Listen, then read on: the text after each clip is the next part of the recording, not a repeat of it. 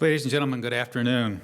I'm Bud Bazelak, Provost and Executive Vice President here at Case Western Reserve University. It's my pleasure to welcome you this afternoon to the 2014 Inamori Ethics Prize Academic Symposium.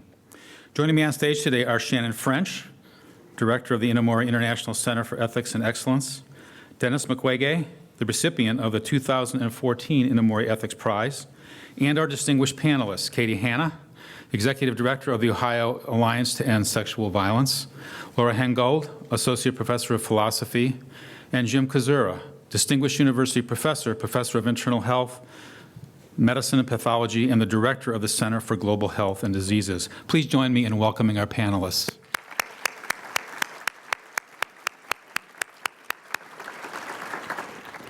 Today we mark the 7th presentation of the Inamori Ethics Prize. We are here today because of the vision and generosity of Dr. Kazuo Inamori and the Inamori Foundation, whose generous endowment created the Inamori International Center for Ethics and Excellence at CWRU and the annual Inamori Excellence Prize. We are delighted that Mr. Panachi Hara, Deputy Secretary General of the Inamori Foundation, and his colleagues from the Inamori Foundation and Kyocera are joining us today from Kyoto, Japan. We are very grateful to have you all with us here to share this academic symposium. Thank you.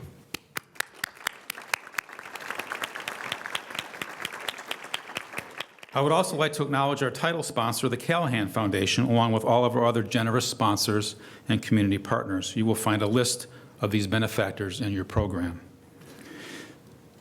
Their investment in the Inamori Ethics Prize ceremony and center is a tribute to our shared values and speaks to the importance of ethical leadership in our community.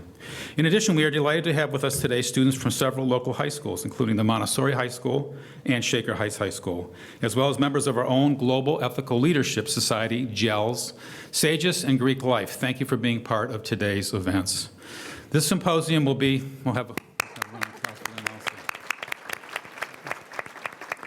This symposium will be a panel discussion to explore the ethical issues related to the work of this year's Inamori Ethics Prize recipient, Dr. Denis Mukwege. Let me introduce our panelists to you, beginning with our 2014 Inamori Ethics Prize honoree. As a deeply committed physician and human rights activist, Dr. Denis Mukwege has worked tirelessly with and for women who have suffered excruciating, traumatic, violent attacks. His commitment to work against sexual violence as a weapon of war has been extraordinary, and his hospital has become a beacon of hope for thousands of women and their voice within the national and international communities. He has persisted in his mission despite attacks on his own life, and as a result, he and his colleagues have treated more than 40,000 rape survivors. Dr. Mukwege was born in what is now known as the Democratic Republic of Congo, DRC. He received his first medical training in Burundi, supported by the Swedish Pentecostal Mission. After this preliminary training, he practiced at the Christian Hospital in South Kivu in the eastern section of the DRC. While practicing there, he was stunned by the inadequate medical care received during labor and childbirth by women, which caused many to suffer complications. This experience became a catalyst for his desire to specialize in obstetrics and gynecology. He completed additional studies in France and returned to South Kivu in 1989. During the Civil War that followed in 1996, the hospital where he was working in Limora was completely destroyed. With the help of international organizations, Dr. Mukwege then founded Panzi Hospital, located in Bukavu, Congo, still in the war-torn South Kivu region of the DRC, where he became the manager and chief surgeon. Around 1999, Dr. Mukwege began to observe a higher echelon of vicious sexual assault causing extreme mutilation to the bodies of the victims. These types of injuries are the most challenging cases the hospital sees. Unfortunately, patients who have been treated successfully often return after suffering another rape, and their injuries are unable to be repaired due to the severe damage suffered. Panzi Hospital is now known worldwide for its treatment of women with severe gynecological problems, mostly as a result of sexual violence. The hospital has 450 beds, of which 250 are reserved entirely for victims of sexual violence. Patients who cannot afford the care are treated free of charge. In addition to medical support, the hospital also provides patients with psychological counseling and legal advice. Dr. Mukwege also founded the Panzi Foundation, which works with victims of sexual violence by providing legal assistance, counseling, and training on many topics, including women's rights and women's health. Joining Dr. Mukwege on our panel today is Katie Hanna, Executive Director of the Ohio Alliance to End Sexual Violence. Katie joined the Ohio Alliance to End Sexual Violence in October 2011. As Ohio's statewide coalition, the Ohio Alliance to End Sexual Violence advocates for comprehensive responses and rape crisis services for survivors and empowers communities to prevent sexual violence. Katie co-chairs the Sexual Assault Advisory Board of Ohio and the Office of Criminal Justice Services Violence Against Women Act Stop Implementation Plan Committee. She led campus initiatives aimed at preventing and responding to sexual assault at the Flora Stone Mather Center for Women here at Case Western Reserve University from 2006 to 2011. She contributed as a task force member to A Safer Campus, a guidebook on prevention and response to sexual and intimate partner violence and stalking for Ohio campuses. She's a board member of the National Alliance to End Sexual Violence and provides testimony before the Ohio legislature on policies impacting survivors and has appeared on CNN and Al Jazeera. We are also joined by CWRU's own Dr. Laura Henghold. Dr. Henghold is an associate professor in the Department of Philosophy.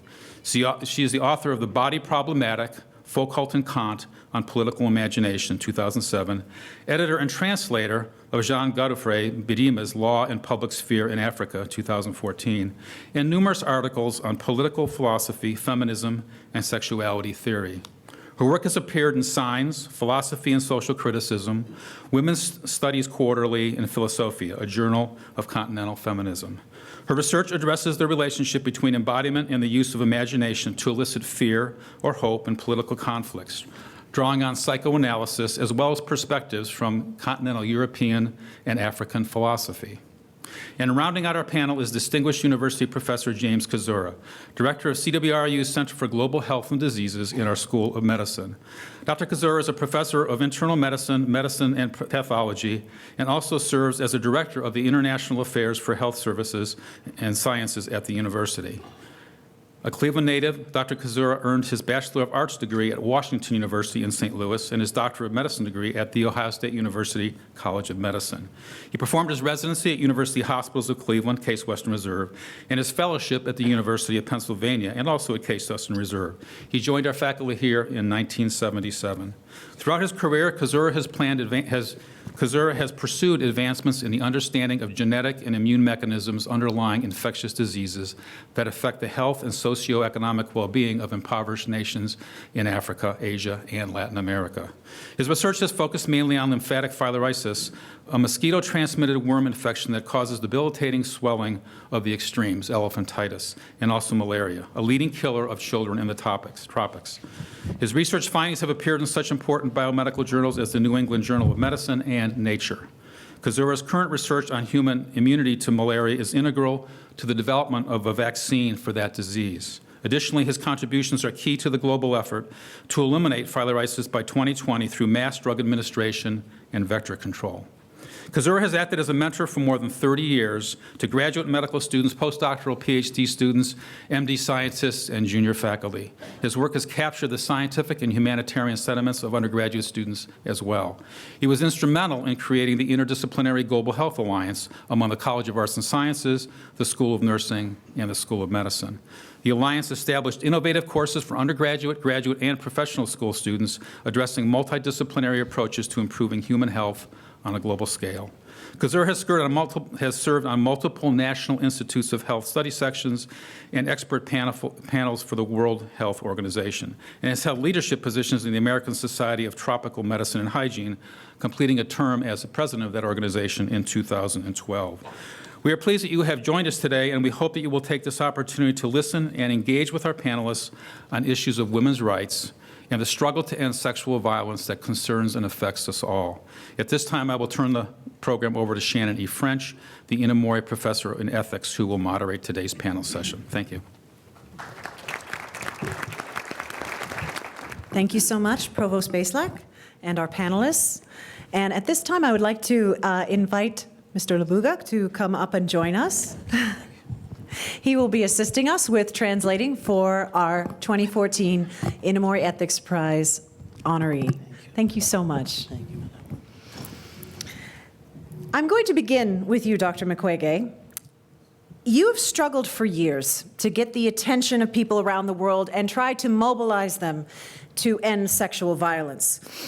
Do you feel that there has been real progress on this issue? Do you feel that attitudes are changing? Merci pour la question, mais avant tout, je veux vous remercier pour nous donner cette opportunité d'être ici cet après-midi. Thank you for the question, but before anything, I would like to thank you all for giving us the opportunity to be with you this afternoon.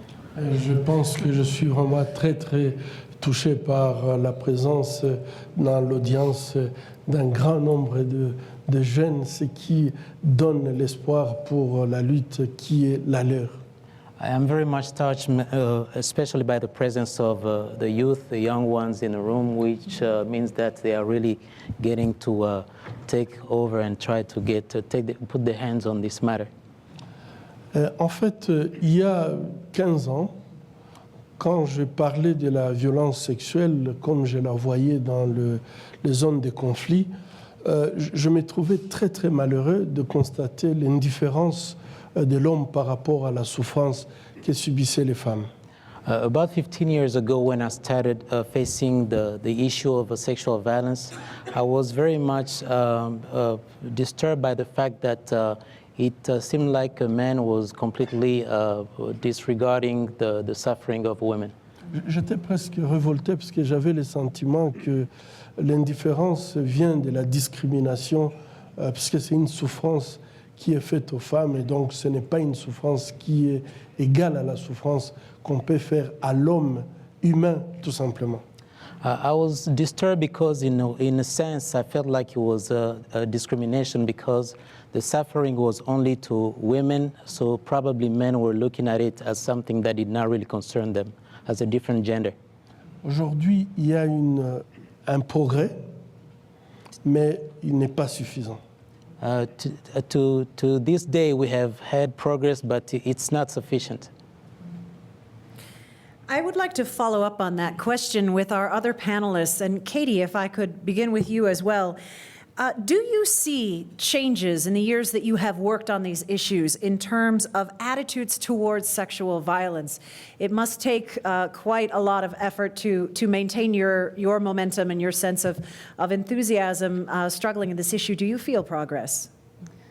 I do. Like Dr. Mukwege said, I think we have a lot of work to do. There are huge attitudinal shifts that we still need to make. I can say, though, in the last 2 years, I have a lot of hope. I have seen our country in the United States really pushing this issue forward, from President Obama talking about the It's On Us campaign to the nation really mobilizing around the rape that occurred in Steubenville, and most recently the NFL speaking out and starting to talk about domestic violence and sexual assault. So I think we are at the point where we are on the brink of lots of change happening. But like Dr. Mukwege said, we have a lot of work to do.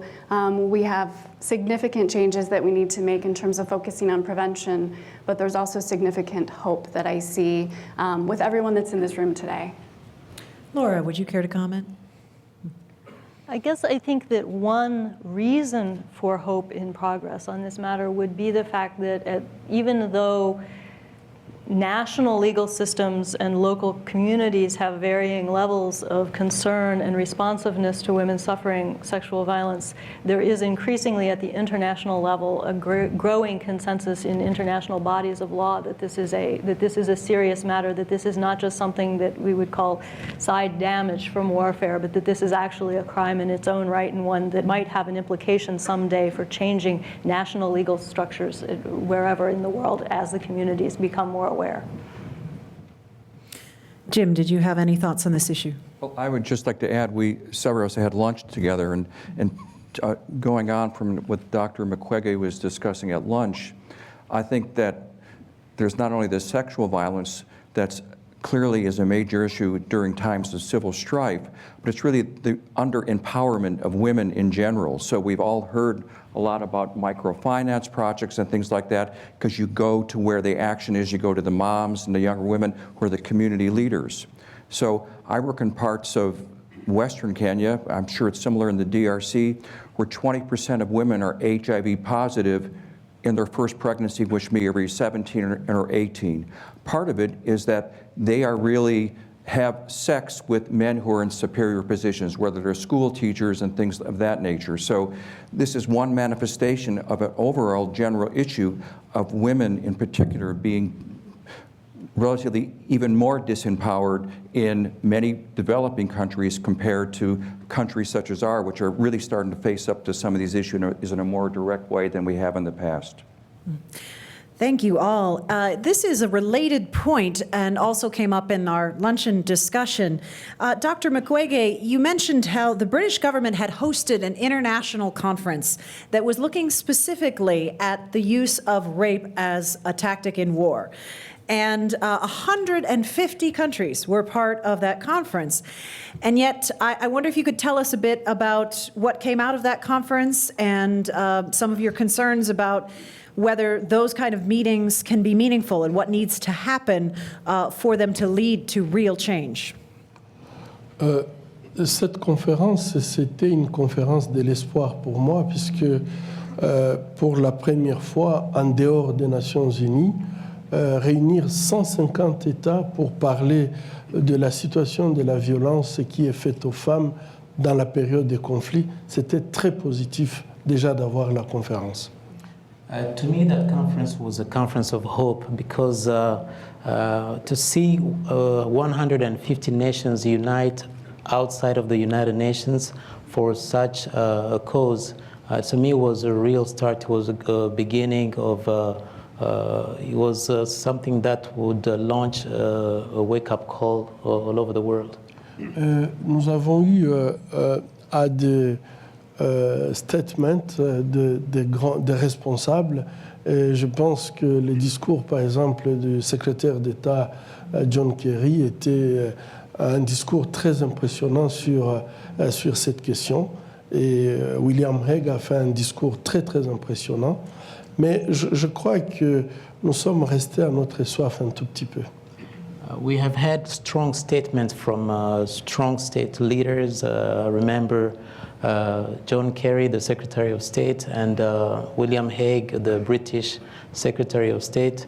They gave good speeches and strong statements, but I believe that we still had thirst for something more than that. Et je pense que ce qu'on aurait bien souhaité, c'était en fait des actions concrètes. Et ça manquait. What we wished to see after that would be concrete and strong action, and that was the part that remained to be seen. And as an example of the kind of concrete action that you would like to see, are there ways that we could point out the nations that are still allowing this tactic to be used in conflicts? Is there a way that we can even use the shaming of some of these perpetrators as an engine to try to focus the world's attention on changing this tactic?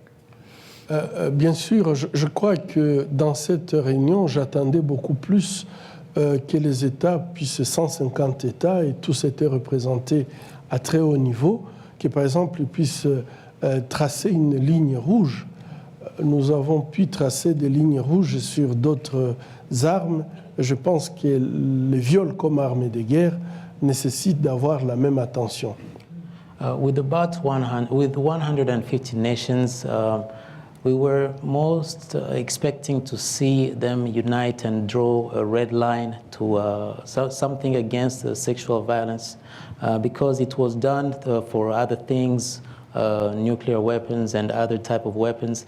We were mostly expecting to see that decision and a certain level of action to draw a line that nobody should be able to cross. Et je pense que cette ligne rouge, à mon avis, peut tout simplement être le fait qu'on connaît des nations, on connaît des pays qui continuent à utiliser le viol comme une stratégie de guerre. Et moi, je pense que si on arrive, par exemple, à interdire les leaders de ces pays de se retrouver, de pouvoir voyager, par exemple, 150 pays qui disent à un pays, nous, on ne peut plus recevoir vos dirigeants tant que vous continuez à utiliser cette stratégie. Ça serait quelque chose de très puissant. Dire par exemple que vos avoirs en banque sont bloqués puisque vous êtes en train d'agir contre l'humanité. Parce que je crois que, comme Madame l'a dit, aujourd'hui, le viol, ce n'est plus un effet collatéral, c'est devenu un crime contre l'humanité. C'est une arme qui peut être une arme de destruction massive. Et je pense que contre une arme comme ça serait mieux de prendre une décision qui est ferme et qui, en fait, dissuasive pour empêcher carrément que les États puissent utiliser une telle arme comme arme de destruction de population. With about 150 nations united, I believe that it would have been possible to draw that red line straight in front of the other nations for those that were participants, and for example, decide that from now on, whoever is letting such crimes be committed on their land would not be allowed to travel anymore, would not be received in such or such countries, would not be able to shake hands with leaders of another country. I believe that decision, for example, could be made right there. And like our colleague said here, it's we can get to we get a stigma. Pardon, comme elle a dit. We have nuclear weapons that Biological weapons, for example. and biological weapons that have led nations to take sanctions against others. It was an opportunity straight in that summit to draw to make such a decision and make it effective immediately. And yet that was not done. Yeah, that So, was so some missing. frustration there, I can understand. Yeah. Oui, c'était vraiment une frustration de constater qu'on a loupé une occasion où on devrait dire des choses avec force et montrer que c'est inacceptable. L'arme chimique, il n'y a pas que l'année passée, tout le monde a dit non. Et je crois que tous les autres pays ont compris qu'on ne peut pas l'utiliser. Et je pense qu'aujourd'hui, peut-être, on sous-évalue les conséquences de viol comme arme de guerre sur les populations civiles. Yes, it was a missed opportunity, definitely, because we have seen the decisions be made not later than last year about chemical weapons. It was really an opportunity straight while we were together to decide that, okay, same thing for rape. We are deciding from now on that whoever commits this or let this or that be committed would be punished to the highest level, the same way we did for chemical weapons. I wonder if any of the other panelists would like to comment on this line of thought. It is an interesting idea to build on the conventions that we already have internationally to say that some things are absolutely beyond the pale, no matter where they occur, that they are in fact going to be always considered a violation. Can we put sexual violence in that category? Is there a way to move towards that? What are some of the barriers? Why are people not taking opportunities like this one that was presented with all of these countries present and making that move? Why is it any different than chemical weapons or biological weapons? Would any of you care to comment? I think sexual violence has been an issue that's silenced, and we've seen many more survivors speaking out globally around this issue, and we have to talk about it more. We know that this impacts the workforce, our economy, and so if we don't confront the issues of sexual violence, we're missing the opportunity to really change the world and make sure everyone has healthy lives and access to healthcare and education. So is it your sense then, Katie, that people are actually more comfortable talking about things like chemical warfare than they are talking about sexual violence? I mean, that must be frustrating. It is. I think talking about sexual violence is such a hard issue because we know that this happens in families. It happens to people we love and we care about. And we have to confront the harsh realities that we're all impacted by this issue. And it is difficult to talk about. But we have people here in Cleveland, like the Cleveland Rape Crisis Center, for survivors that are in the audience, that have somewhere to go, a safe place to go to talk about the issue, to seek out support. Hospitals that are provided around the world so that a survivor can go and seek treatment and support to get on their journey for healing. Laura Jim, would you care to comment? So I would just add to that as well, as I think something that we touched on over lunch and discussion as well, is that more frequently women are the victims of the sexual violence than men. And so since men are generally the ones in the political power who attend the UN meetings, they don't feel it at the same level. We talked a bit about this, and maybe Dr. Mukwege could even comment on it, because men who are victims of sexual violence, which does occur as well in terms of rapes during war, they're as traumatized, or even more so than women, which forms the largest part of the population. So I think part of it is the whole politics of how this is done and the people who represent these types of things at these international conventions. Laura, did you care to comment? And then I'll come back to Dr. Mukwege. I mean, I guess I was thinking also based on the conversation at lunch that yes, it is almost always men who are in the positions to be making these decisions, and I get the sense from what I've studied and also from the comments that Dr. Mukwege made, men are often very loath to give up a certain range of, I think the word we used was sovereignty. And whether this is at the political level, not wanting an international institution to have any say over what goes on within the borders of a country during civil conflict, or whether this is a question of regulating one's own behavior in relation to women when one has not necessarily taken the time or had the opportunity to learn about women's concerns as a group. And the best way for that to happen is for them to have a political voice, for them to have political power, and also for them to have economic power and access to the same kinds of resources and threats that men usually have in order to be able to make claims against one another in the political arena. And until women have more of those resources and more of those abilities to make conventions binding, it's going to be very hard to make men give up some of that sovereignty. As a follow-on to that, Dr. Mukwege, again at lunch, you're all saying, why weren't we at this lunch discussion? It was great. You weren't there. I'm sorry. But one of the other points that did come up that I wonder if you could comment about in this context is the issue of educating girls and women in communities so that they are in a position to potentially have some of the things that Dr. Henghol just mentioned. Merci pour la question, mais je voulais revenir un tout petit peu sur une situation que j'avais vécue il y a 10 ans au Conseil de sécurité des Nations Unies. Thank you for the question, but I would like to get back to a situation that I went through at the United Nations Security Council. J'étais en train de présenter en fait la gravité de l'usage du viol comme arme de guerre ou une stratégie de guerre aux membres du Conseil de sécurité. I was presenting I was actually talking about how dire, how difficult was the situation of sexual violence in the world, especially in the Congo. Non, donc j'expliquais la gravité d'utiliser le viol comme arme de guerre. Yeah, I was explaining, trying to let them understand how the use of rape as a weapon of war was becoming effective and how it was devastating.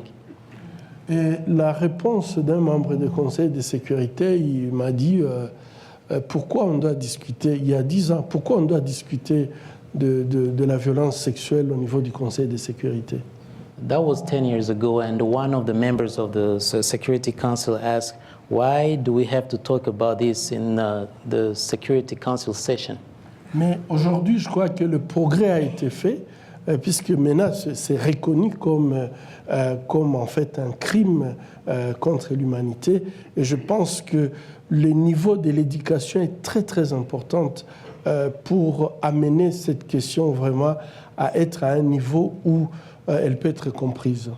I believe that progress has now been made because we have gotten to a point of probably educating people to understand that how serious the matter is of the use of sex as a weapon of war. Et ça, je crois que cette éducation doit partir de la famille. And that education needs to go from the family level. On peut voir dans les pays comme le vôtre et dans certains pays du Nord en Europe où en fait cette parité, égalité dans l'éducation des enfants s'est fait. On peut voir que ça a une grande répercussion sur l'ensemble de la nation puisque ça part de la famille. We can see at a national level in countries like the United States, a country like yours, where there is a balance from the fact that girls and boys are pretty much raised as equal. There is not an imbalance that leads to one being over another gender. Et je pense que pour vraiment avoir un changement profond, c'est là où il faut beaucoup plus travailler puisque je crois que quand je vois dans mon pays, la femme considère déjà en avance que l'homme, le garçon, le petit garçon dans la maison, il a beaucoup plus de pouvoir que ses grandes sœurs. Et ça, c'est une éducation qui est malheureusement faite. Et lorsqu'elle continue, le garçon continue à penser qu'elle a plus de droits sur ses sœurs d'abord et certainement sur toutes les autres femmes après. Yes, and I believe that needs to be done at the very lowest level, I mean the family level, because for example in Congo I have seen at the family level mothers who consider their little boy, the youngest boy in the family, is raised to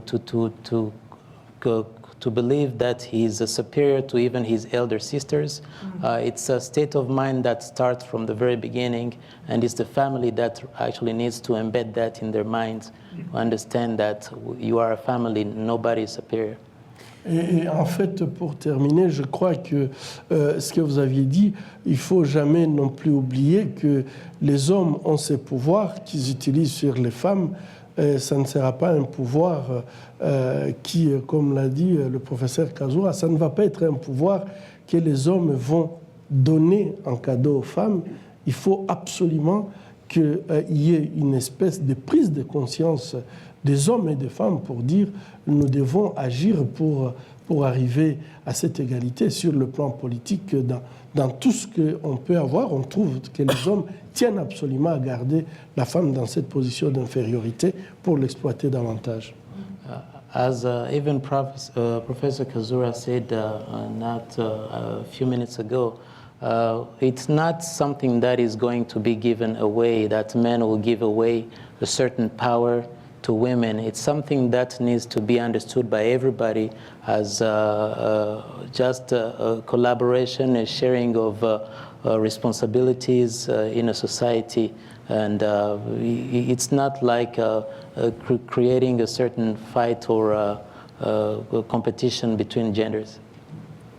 As a follow-up point to that, we mentioned in the introduction that a lot of the work of both the Ponzi Hospital and the Ponzi Foundation has to do with reaching into the communities and addressing, for example, the stigma that can be associated with the victims of sexual violence, and also understanding how to support the women who are themselves the support of the family and support of the community.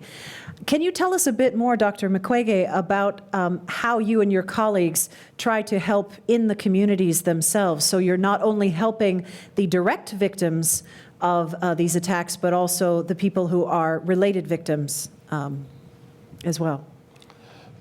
Non, en fait, le processus dans le traitement de victimes de violences sexuelles, nous le faisons en 4 étapes. The treatment of victims of sexual violence, the way we take care of them, we do it in 4 steps. Et donc, il y a l'étape médicale qui peut être médico-chirurgicale. There is the medical step, which could be surgery and medical care.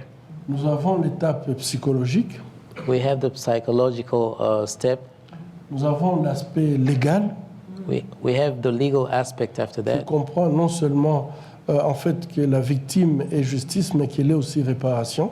Which comprises the step of providing justice to the victim, but also seeking reparations for what happened. Et enfin, nous avons le soutien socio-économique. And then we have the socio-economical support to the victims. Et je pense que c'est là où peut-être je voulais insister par le fait que lorsque nous entrons dans des communautés, les femmes qui ont été victimes de violences sexuelles, nous essayons de leur donner un pouvoir économique.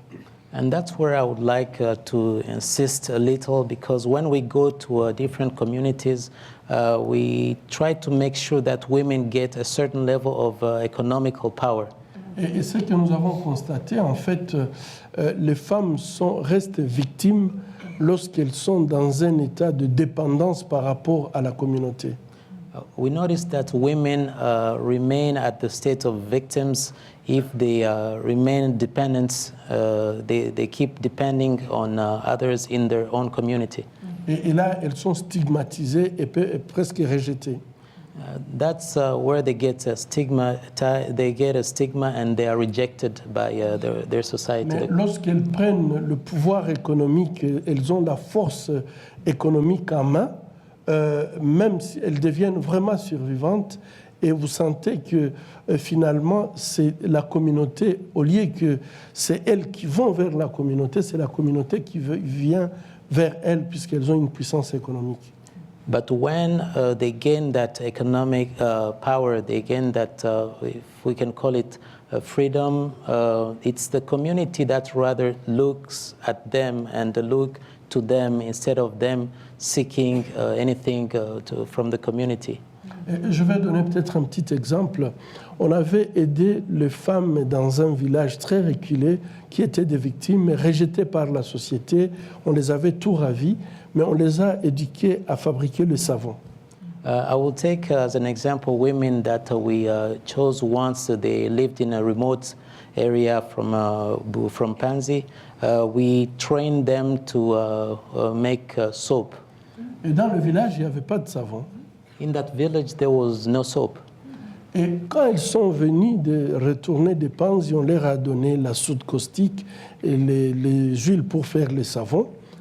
And when they left Panzi, we gave them different ingredients to make soap. Et quand elles ont fabriqué le savon et que tous les villages venaient acheter les savons dans leur groupe de soutien, when they started making soap and the whole village actually had to turn to them to start getting soap locally. On les appelait plus de femmes violées, rejetées. You gave them power. They were no longer called raped women or stigmatized. They were no longer stigmatized. Mais c'est plutôt les villages qui venaient pour dire c'est formidable, vous êtes une aide pour la société. Et je pense qu'une façon de faire, de réinsérer socialement, c'est donner le pouvoir économique aussi aux femmes. It was a village now that turned to them saying that you are wonderful, you are really what we needed. And I believe that it's that type of economic freedom or capability that we need to give to women. Laura, can I ask you to follow up on this? I know you've given some thought about having victims of sexual violence being labeled as victims of sexual violence, that becomes their identity. Could you comment further in light of what we just heard? I think this is a wonderful example of explaining how justice for victims doesn't just mean focusing on the act of wrong that was done to them, or even on the punishment of the perpetrator, which in some cases is practically extremely difficult, not only for economic reasons, but also because of political and structural reasons. But the woman who has undergone suffering like this is a woman who was part of an entire complex of activities involving tools, involving land, involving family, involving dreams, involving habits of creativity or things like that. And especially when we hear about these crises in the Western media, there is a tendency to not imagine or see the rest of the life. For instance, the soap selling, the what it means to be in a remote village as opposed to what it means for that economy to be there in the region. All of those things have to be part of the notion of justice that that puts a woman back into her life in a way that has a direction, and it isn't just cutting off that direction or sending it backwards in some way. And I do often worry when I read about, and it's not just me, I mean, there's other feminist scholars, anthropologists, political scientists, Cynthia Enlow, Deborah Berghoffen, if people are interested in names of really good scholars on these topics. The way that the history of Western colonialism and racism predetermines that people who don't have a lot of knowledge about these parts of the world, and I have a limited knowledge also, may not understand the full complexity, and therefore when we have the political and economic power to support people who, like Dr. Mukwege, who are trying to make a difference, may not necessarily be capable of putting a full justice into effect because we don't see the full complexity and specificity of these women's lives. Thank you. And I actually want to tie this now back to Katie's work. Can you connect this to your work right here in our region? I'm sure there must be parallels. There are, and hearing Dr. Mukwege speak about the injustice of victims being blamed for sexual violence that's perpetrated against them, that's a common reality that we hear from survivors as well. And I think bringing survivors together and empowering survivors to make their own choices about what happens next. For some survivors that may be going through the criminal justice system, we have issues in Ohio where a survivor may have to travel 2 hours to get to the local hospital to have a sexual assault nurse examiner provide the exam. So there are huge barriers that survivors face, but I think when we involve the community, when we bring survivors together, we see the power and recognizing that each survivor's journey is very different, and really honoring and respecting that and listening to what those individual needs are, and to help support them in that process moving forward. Thank you. Jim, I would like you to connect this to your work, if you could. It's a bit of a metaphor in a way, but you've worked on improving our knowledge of the mechanisms that underlie various infectious diseases, and those include social and economic factors. Can you relate that to understanding how sexual violence spreads or how it affects a community? Is it similar to a virus in a sense? Well, I thought a lot about that question because you mentioned it to me the other day, and I looked up things on Bayesian theorems about this type of thing. But if we just look at this recent Ebola outbreak, or I think I can use the word Ebola virus or EVD in West Africa. This has been occurring for many years in Africa, including in the DRC, in more remote areas than we're seeing now. But if you had to pick one or two reasons why this keeps going, it's really because these are areas where there's been civil strife for plus or minus 10 to 20 years, and simply the healthcare infrastructure and even the attitude towards life or health are changed because of the horrific things that people have experienced over and over again. We're now in the second generation in Liberia. I worked in Liberia before Charles Taylor was there. It was a very colonial place, but it had been many, many years since they had any civil violence. And there has been 3 or 4 presidents since then in Liberia with one bloody thing after another. And this JFK hospital that they're using in Liberia now, there's Marines there, they're building more hospitals. But it's really part of the whole constellation of political instability, that's putting it politely, violence, and the lack of any health care. And we were talking at lunch, not only is the hospital system in the places like DRC being rebuilt now in places like this, but the public health system is really not as existent. And it even gets to the point where, is this just part of the iceberg that we're seeing? So at Ponzi Hospital, they see women with fairly severe genital malformations as a consequence of sexual violence, but there are likely women who have other more subtle physical impairments because of this, urinary incontinence, those kinds of things. I suspect we're just seeing the tip of the iceberg, and I would be interested actually to even pose to the panel and to Dr. Mukwege, is there a way, how do you approach this in the community to get people? There's clearly stigma with people who have the obvious severe manifestations of this, physically as well as emotionally, but how about the more subtle effects? I suspect there's a lot more out there than we actually even appreciate at the present time. And how to get them to come forward and even seek care. Yes. Well, let's hear from Dr. Mukwege on that. Nous travaillons aujourd'hui, puisque en fait, le nombre de personnes atteintes est énorme, et donc le traitement au niveau de l'hôpital est absolument insuffisant. The number of victims that we treat is so enormous. We do not have sufficient capability to handle all the flow. Let alone going to look for more, right?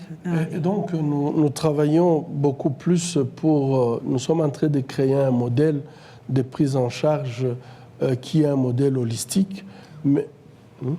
We are, for that reason, we are creating a model that will be followed, a holistic model.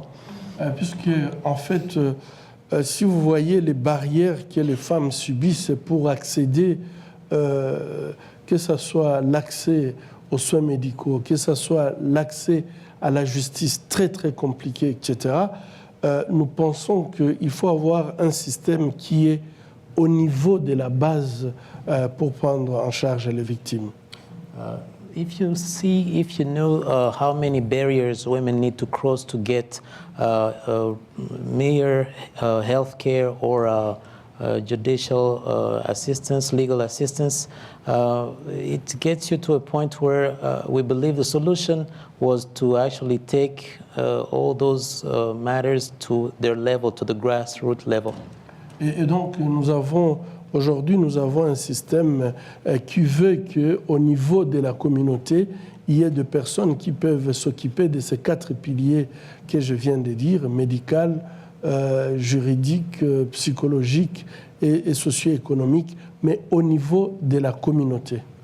So now we are setting up a system where we can take those 4 steps back into the community, to the grassroots level, the ones that I mentioned earlier, which were the legal, the psychological, the medical, and... Vous pouvez vous imaginer, par exemple, une femme qui a été violée, qui doit parler par exemple, à l'assistante sociale, c'est lui qui est arrivé. L'assistante l'envoie chez quelqu'un qui va faire le counseling de VIH. Et après, celui qui va faire le counseling de VIH l'envoie à 2 kilomètres pour le problème de la grossesse. La femme arrive à un niveau où elle sent que je ne peux plus. Try to imagine a woman who would come with a complaint, who was a victim of rape, but who has to first meet a social worker. And from that point, she would need to walk another distance to go meet somebody on the legal level, and then walk another 2 kilometers to go meet somebody on psychological. At some point, she would just give up. It's just too much work for after being a victim of rape. Et à chaque fois, il faut qu'elle répète la même chose. And she would need to repeat the same thing all over and all over again. À la fin, elle a le sentiment que, en fait, elle est en train de se faire humilier encore davantage. At some point, she feels like she's just being humiliated repeatedly by just seeking different steps of... Mais si tout ça s'est organisé au même endroit et qu'elle peut avoir tous les services au même endroit, en fait, elle est dans un même milieu. Nous avons des expériences où on voit très bien que finalement, elle peut entrer dans les systèmes, mais elle reste dans les systèmes. Elle a toutes les solutions dans les systèmes. La seule difficulté que nous avons, c'est la justice, puisqu'elle ne dépend pas de nous. So if all those steps could be brought to only one location, we have seen that it really helps a lot, because she would not, she would just be dealing with the different necessary steps at a very local, at one same point, but the one step that we do not control, unfortunately, is the legal one, because that one is really out of our hands. Katie, is this similar to what you, yeah? It is. And even in Cleveland, I mean, and across the state, we've had untested sexual assault evidence collection kits where victims went into the hospital, they had the exam, the kit collected 20 years ago, and in some cases those kits sat on shelves. And so at that point, victims may have wanted to go forth with that process. But then to get a call 18, 19, 20 years later, it brings that trauma back up again. And so really having advocates in that system response to make sure And that more centralized, as he was describing. so you don't have to tell your story again and again and again. Now, I'm going to use my moderator's prerogative and ask one more question, but while I'm doing so, I want to draw your attention. We have microphones in the aisles here and here, and after one more question from me, I'm going to open to questions from you. So if you would like to begin to queue up at these microphones so I can see who has a question for our honoree or our panelists or both, that would be helpful to do so at this time. So if you'd like to start coming up to the microphone. The question that I wanted to ask next is related to a point that you made, Dr. Mukwege, at the very beginning about how many young people we have out in our audience here today and the hope that maybe that gives to us. I would actually like to hear from you and then from all of our panelists to the young people sitting here today, but the rest of us too. What can we do individually to help address the problem of sexual violence? What can you tell us to do that would make us feel like we were part of the solution and not helping to contribute to the problem? Is there any advice or direction you can give to the audience here that would help us? Comme j'ai dit, en tout cas, je remercie beaucoup l'audience et je pense qu'à partir du moment où, d'abord, premièrement, nous pouvons prendre le problème de violence sexuelle comme un problème qui est en train de détruire notre propre société. Donc nous sommes en train de nous détruire nous-mêmes et pouvoir se dire, moi, je vais faire le contraire. Je ne vais pas être indifférent. Ça, c'est le premier point. I would like to repeat my thanks to the audience, to the youth that is here. But the one thing that I want to stress is that if we could take personally that responsibility of saying that for the violence, the sexual violence that is happening all over the world, I want to decide what I'm going to do as a person, at a personal level, what can I do against this? Je pense que la deuxième chose, il faut vraiment éviter de stigmatiser, penser que c'est un problème des autres, que vraiment ça ne peut pas m'arriver à moi ou ça ne peut pas arriver dans ma société. The second thing I would mention is that we need to start thinking that it's not a problem of others. It's a problem that we should not be thinking about as, it does not concern me, it happened to somebody else. We need to draw it and make it our own. C'est un problème de notre humanité commune. It's a problem of our own common, our own humanity. We all belong to it. Et je pense qu'avant que ça vous arrive, il faut faire ce qu'il faut faire pour éviter que ça puisse vous arriver. So it's about prevention. Before it happens to you, you need to do something to prevent it from happening and not just wait for it to happen. You need to fight it before it occurs. Et je crois que ça, vraiment, c'est quelque chose que je trouve qui manque parfois. Et on a l'impression que c'est barbare, c'est très loin. Mais en fait, le grand problème de la violence sexuelle, c'est qu'elle est chez nous, elle est présente, elle ne s'exprime pas tout simplement à cause des freins sociaux. Mais une fois que ces freins lâchent d'une façon ou d'une autre, en fait, on voit cette violence émerger. Yeah, but we need to realize that the problem of sexual violence is a problem that exists. It's not only far away, it does exist around us. It's just being blocked or slowed or refrained by social or our society, the way it is set, but it's a matter of letting go a little bit. It would just overflow and take us all together. Well, thank you, and I think the broad reminder there that it is not a problem that belongs to others, it's a problem that must belong to each of us. Jim, would you like to add anything to that for our audience? Well, I would just like to add, especially looking at some of the young people here, is that this is something that I think, as Dr. Mukwege mentioned, happens at the level of the family, and even, or at the level of people much younger than us. Many of us in this room really need to be involved in this discussion, and I think it certainly moved forward in my lifetime. There's still a lot of impediments to it, but I think that there's certainly a greater awareness on undergraduate campuses than when I went to undergraduate school. And I think even at the high school or at even the younger level is something that this merits more full discussion than we've had here or elsewhere. Laura? I think the thing that I personally would like to know more about this week, at any rate, is it has to do with the companies that are benefiting from the mining, which is being protected or exploited by militias in the area. Where are the points of application where one might be able to come legally or politically at those who are benefiting from this violence, which is extremely traumatizing at the personal level and at the interpersonal and community level. And yet I often think that a lot of the decisions that are being made not even in the countries where this is happening, not even in the DRC, whether that's in Europe, whether that's in neighboring countries in Africa, et cetera. So I think more transparency about the economic relations behind this violence, including the arms trade, is something that we can all work forward in the next 20 years.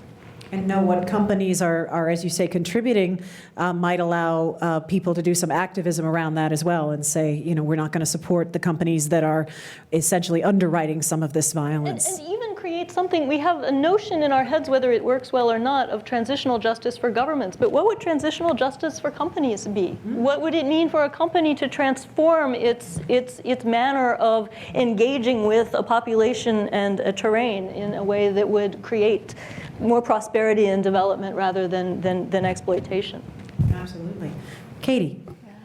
I mean, to the students in the audience in high school, on college here, I would say use your voice, use your power, and use your influence. I think sometimes it feels like maybe you don't have as much power as you think you do.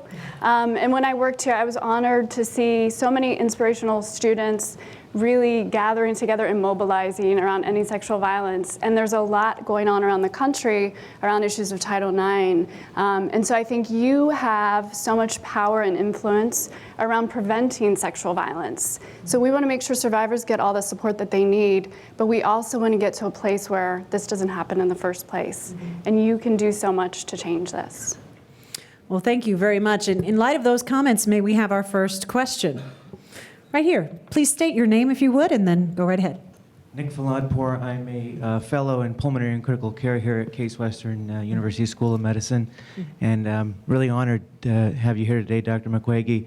As a medical student in 2007, I was the president of our school's chapter of Physicians for Human Rights, and I came across a New York Times article that had highlighted your work at the Pansy Clinic there. And it made such an impression upon our group that we're, through campus awareness and talking about the violence against women in the Congo, we were able to raise enough donations that, in collaboration with SAFER, Social Aid for the Elimination of Rape, a Canadian-based organization, we were able to send a shipment of supplies to your hospital at that time. And I just want to say, you have really served as an inspiration for a generation of physicians that medicine practiced with selflessness and with compassion really can change the world. And I'm really amazed that our paths have connected here in Cleveland and come full circle. Thank you. Thank you.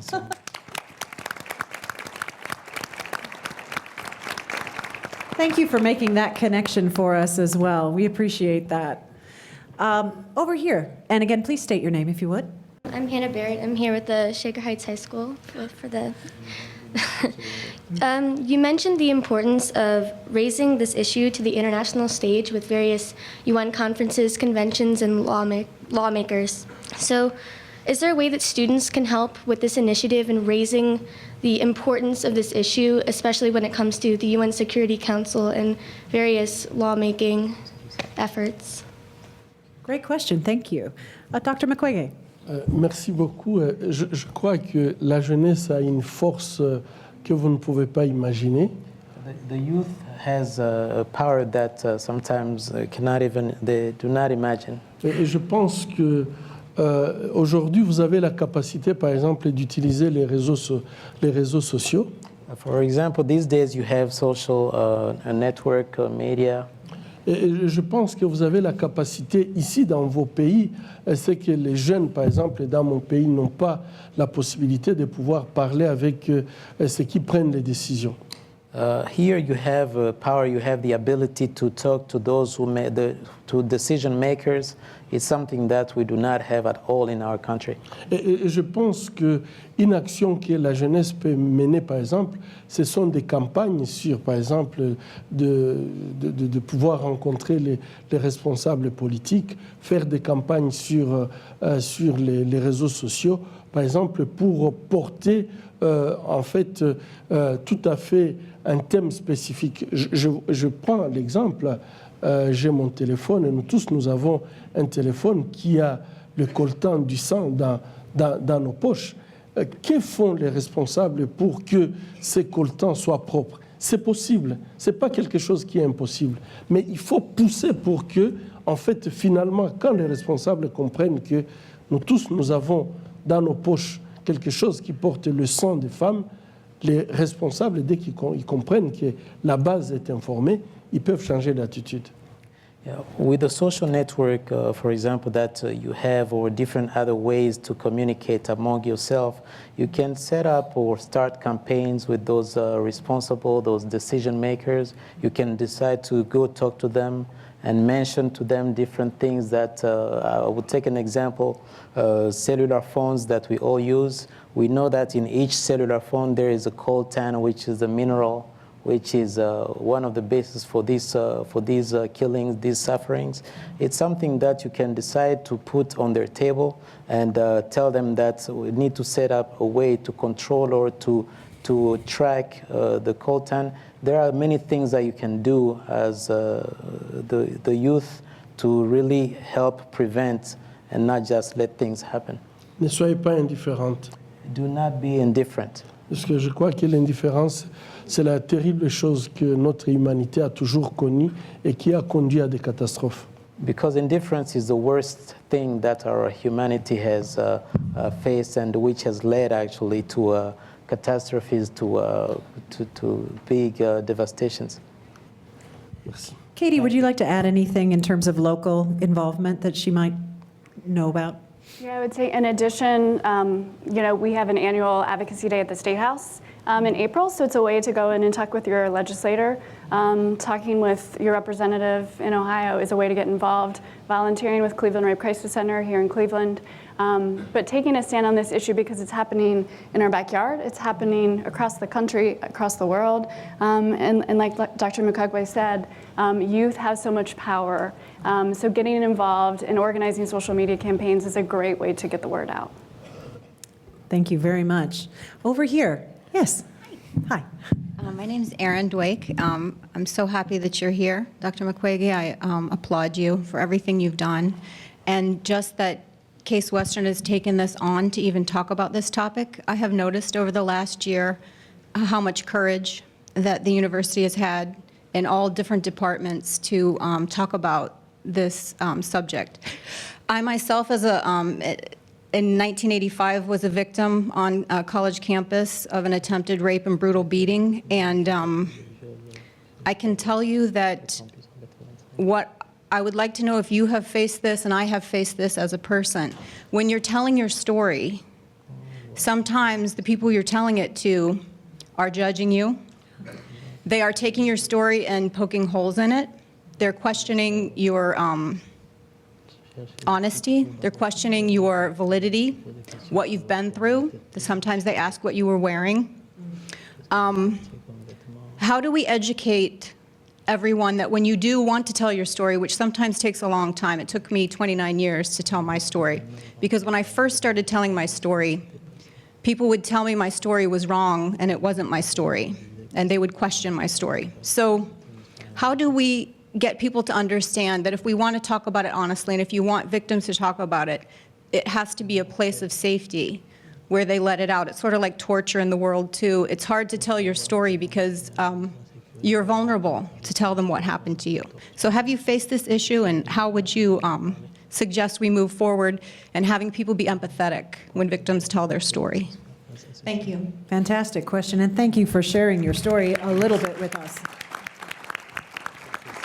Laura, I wonder if you want to lead off in your response, and then we'll hear from Dr. Mukwege. Do you have any thoughts on people taking their story away from people who are attempting to share what they experienced?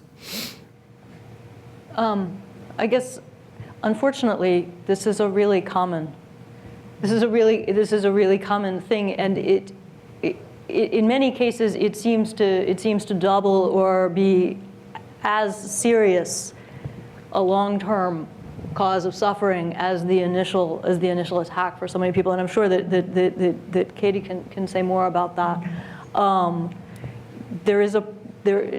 An attack is something that takes place in imagination as well as in the body, in between bodies, and often people have an idea of what a rape is and what it must mean to a woman, and that's very much bound up with their own notion of what it means to them to have integrity and to not be hurt and to not be humiliated, and they won't let go of that way that they imagine the event, even when they're faced with somebody who is very concrete and is explaining their story in its particularity. To even see that there is an imaginative aspect to this phenomena, I think, is actually one step forward. You can be imagining something that is not reality. You, as somebody who hasn't experienced it, you have to really be aware of how you might be protecting yourself in the way you imagine what happens to other people. Well, that's a very helpful. By the way, I will make a quick just logistical comment. We, of course, as a university, we're dealing with schedules. Some of our SAGES students have another class they have to get to. I just want to make a note so they won't feel embarrassed. I understand that some of you may have to step out at this point. We were forewarned of this. If you could do so quietly, we're going to continue with our conversation a little bit more, but it is not their fault. They do have to get to class. So we'll let that transition occur for the students who have to get to their next class. Thank you for coming. Thank you. All right, as they file out, Katie, if you could comment on this, and then I would like to hear again from Dr. Mukwege on this issue. First, I want to thank you for sharing your story, and I'm so sorry that happened to you, because as Laura said, we hear that from a lot of survivors, and there's a lot of work that needs to be done to make sure people are trained in terms of trauma-informed interviewing. And really, what all of us can do in this room, too, is when someone does tell us that they've been sexually assaulted, that we believe them unconditionally, that we're there for them and that we support them, because oftentimes I would hear from survivors that the first person that they told didn't believe them, and that can be so harmful and hurtful. And so just sitting with someone and listening and believing them. And then I think what we need to do as a society is put into place training for law enforcement, training for prosecutors, advocates are trained, but everybody working together to solve this issue to make sure that we're there for survivors at the first point. And that I think as we do that, we will see more and more and more survivors coming forward, and then we can get closer to actually ending this epidemic. Dr. Mukwege. Merci Madame pour votre témoignage. Je pense que votre témoignage fait partie en fait de la lutte contre la violence sexuelle. Thank you, Madam, for your testimony, because your testimony is actually part of the fight against sexual violence.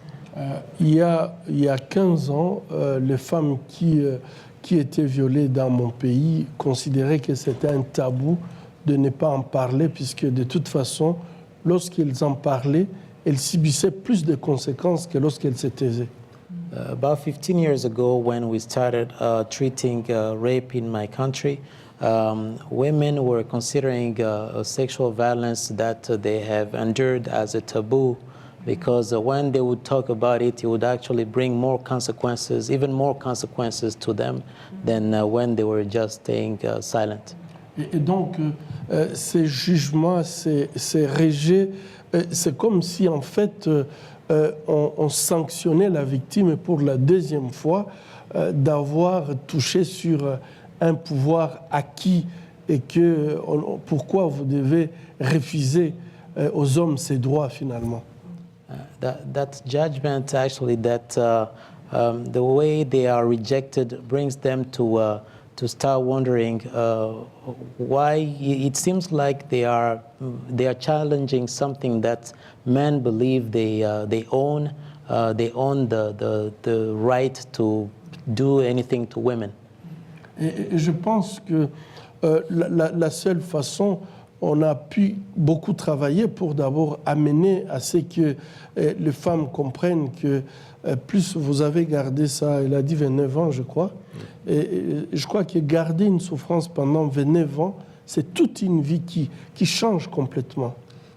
We had to work on a way to make women understand that, for example, when you hold onto something for 29 years, people don't realize it's a whole lifetime that has actually went by for all those 29 years.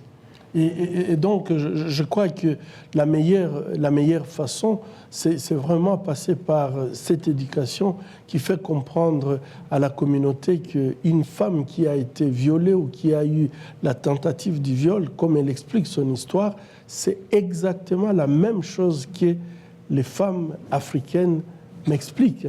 Et donc, c'est un problème qui passe les frontières, ça montre sa gravité. The education needs to be done because whether it's in Africa or here, it needs to be understood that when a woman can hold on to something, can hold on to a story like that for 29 years because of possibly the shame involved, it shows how serious this matter is. Et aujourd'hui, je crois que la campagne que nous devons faire, c'est changer la honte. Il faut que la honte passe de la victime vers celui qui a commis l'acte. Et ça, la société peut le faire. The one thing we need to work on is to reverse things so that the shame does not befall onto the person who was a victim, but rather gets shifted to the person who committed the crime. Yes, because right now it's the same victim who is victimized and who gets all the shame instead of the perpetrator.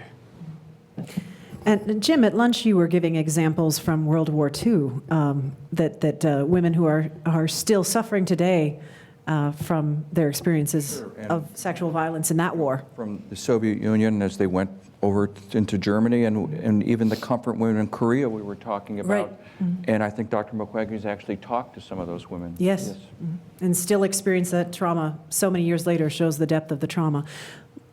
Did any of you want to comment further on that point? No. We have another questioner at our mic over here. Remember to state your name if you would. Hello, I'm Emma McCann and I'm at the Montessori High School. And in this country, I really think sex education doesn't really hold through. I mean, until I educated myself through social media, I had a lot more of an idea about how terrible sex is, like you'll get these diseases, etc. is. But I never really heard anything about consent until I took it upon myself to go on the internet and look it up. And a lot of people don't really know what rape is. They know the general thing, like, oh, it's when someone has sex with someone else and it's not really all that consensual. It's when someone attacks someone else. But, like, they don't understand that it's not always violent. People aren't always going to have bruises. And there's a reluctance to talk about it. Absolutely. Is there any way we can fix this? Well, let's hope so. And thank you for your question. Dr. Mukwege. Je pense qu'elle a posé la question capitale. I believe she has just asked the most important question. Parce que je crois que cette question qu'elle pose, en fait, beaucoup, si nous n'arrivons pas à trouver de bonnes solutions, c'est puisqu'effectivement, les gens ils pensent que, en fait, la relation sexuelle et la violence, c'est presque la même chose, à une petite différence. Et en fait, ce n'est pas du tout la même chose. Je dois dire que le viol, ce n'est pas une relation sexuelle. Il faut trouver vraiment des mots pour pouvoir l'exprimer. Et que quand ça passe dans les conflits, alors là, ça devient encore beaucoup plus autre chose. Et je crois que si on peut arriver à faire ces différences, peut-être on peut avancer plus vite pour trouver des solutions. I believe that's the question she raised actually brings everything to where they're supposed to be. We need to find a way to define and to make that difference. Rape is not a sexual relationship. It's something completely different.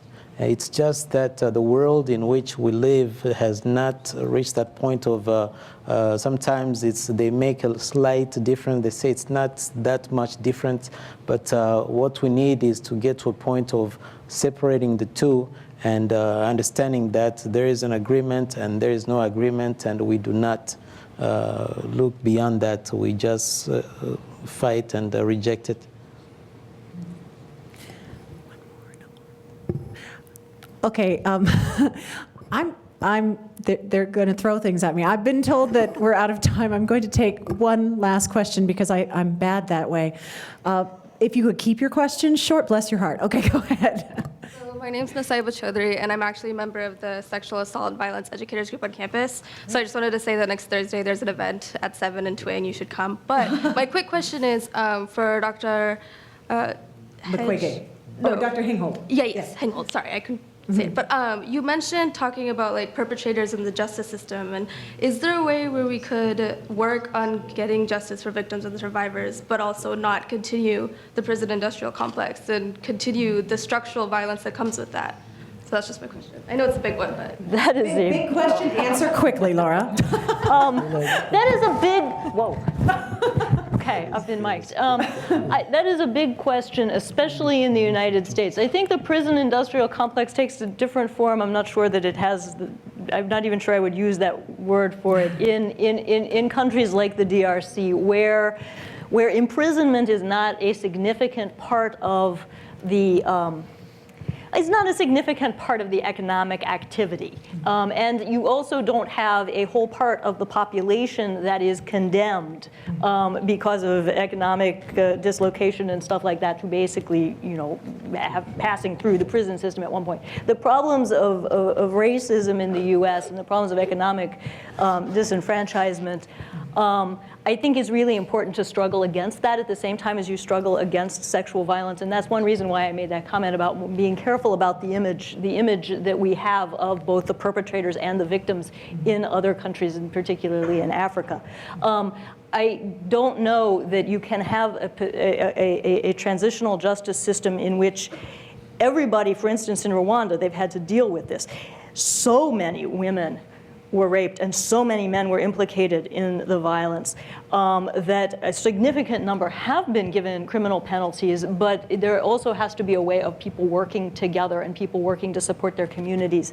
And I think that kind of thing has to happen here, but with less and less emphasis placed on supporting the police and supporting the prisons as the solution. I think that this goes back to education, that in communities that have lots and lots of external pressures, pressures of violence from economic violence as well, that the solution needs to come through education and community building rather than necessarily through the criminal justice system. But I also know that there's a great difference of feminist opinion around this, so I will stop there. I'm so glad, though, that we've ended up on the same theme that, in a sense, we began with, that it does have to do with transforming communities and at the family level, and that some of the answer has to be around that.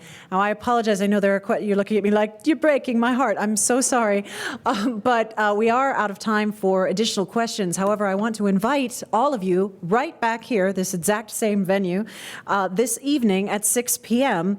To the Kelvin and Eleanor Smith Foundation Grand Ballroom, where we will be presenting Dr. Mukwege for his valuable and important work with the 2014 Inamori Ethics Prize, and we will also hear from him again in lecture format this evening. So I hope those of you who are still burning with thoughts and questions around this issue, first of all, won't lose your enthusiasm for caring about this subject, and also will come back this this evening to share with us. And I gather the timing would work if they wanted to go to your event afterwards. It would be just, oh, it's next week, even better.